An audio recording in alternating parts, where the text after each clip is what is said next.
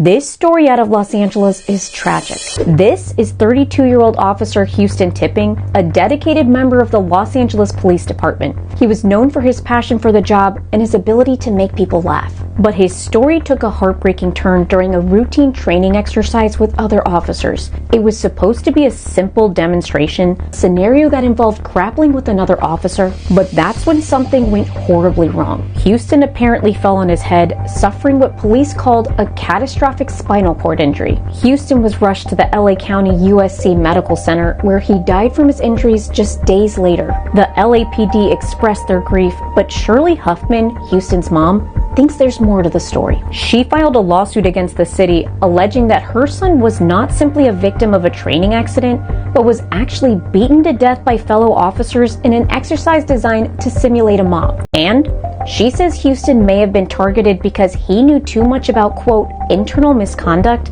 sexual assault allegations against one of his colleagues. Houston actually wrote the report about the alleged assault, and the guy the report was about was at the training, according to the family's attorney. Officer Tipping was clearly being targeted. The intention was to cause them harm and to keep him quiet, to shut him up, I believe, so that he would not continue with this allegation of sexual assault against the officers. The allegations hint at a sinister culture of retaliation within the force. And I believe that when he saw something, he said something, and it got him killed.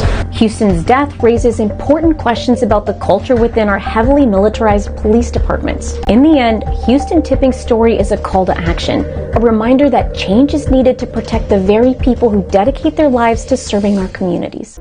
Man, shout out to this beautiful soul, just for the simple fact he lost his life by doing the right thing. And that makes you question about doing the right thing sometimes. I mean, why are we praising, BS, demonic stuff? Wow, you got this guy right here, this beautiful soul doing what he feel was right by saying something about what was going on. Sexual harassment, I don't want all that type of attention is not right, and you shouldn't willingly force yourself on anybody if they not, agreeing to those type of things, because sexual harassment, whatever, that's against somebody's will, what they don't want. And it's just sad to see that he lost his life because he was doing what was right. A lot of things need to change. A lot needs to change. But when will we see the change that needs to be changed? Because stuff like this that goes on, it just make people who are good people be afraid of doing the right thing, because these type of, as they say, consequences come out. I wouldn't wish death on anybody, but unfortunately, the world we live in.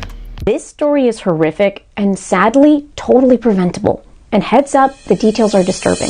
This is Alex Stengel, a 55-year-old man who managed a Pizza Hut south of Milwaukee. Earlier this week, his life came to a tragic end. Investigators say Alex had inherited $7,000, cashed the check, and brought a wad of cash into work, showing it off to workers. Police say one of those co-workers, this man, 31-year-old Kayvon Ingram, murdered him for that money, a mere $7,000. Prosecutors say Kayvon shot Alex in the kitchen of the Pizza Hut, slit his throat, and then dumped his body in a garbage can outside before taking his keys, wallet, and cell phone. Why does crazy, horrific crime keep happening like this in our country?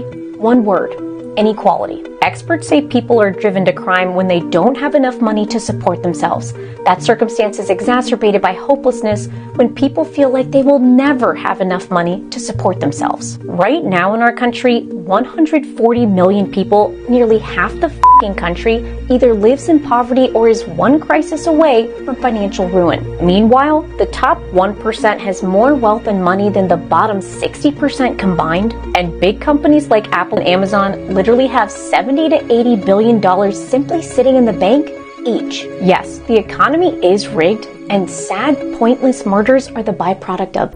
Man, that's sad as hell. Now, my condolences goes out to this guy, the manager at Pizza Hut. But at the same time, you grown as hell. You 55 years old. Ain't no fucking way you supposed to take that type of money to work, flexing, showing off, knowing what type of time people could be on.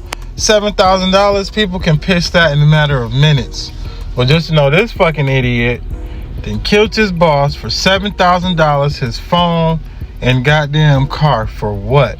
Now this man had lost his life, his phone, his people, my bad, his family is grieving, and then you know what I'm saying, whoever loved this dumbass, their family gonna be grieving because he definitely going away for at least a 20 piece. I mean, you done killed this man, cut his throat, stuffed his body. You definitely getting a 20 piece on this one. But let this be a lesson to y'all who like to flex certain shit. You just can't do, because it's all fucked up right now. Think about if somebody, a customer would have seen him, heard him, the same type shit could happen. You never know what somebody's agenda is for today. So hopefully you don't be out here flexing like the dude at Pizza Hut, and then you can't make it home to your loved ones because you want to be flexing a little petty ass $7,000. I'm pretty sure he'd make more than that in a year.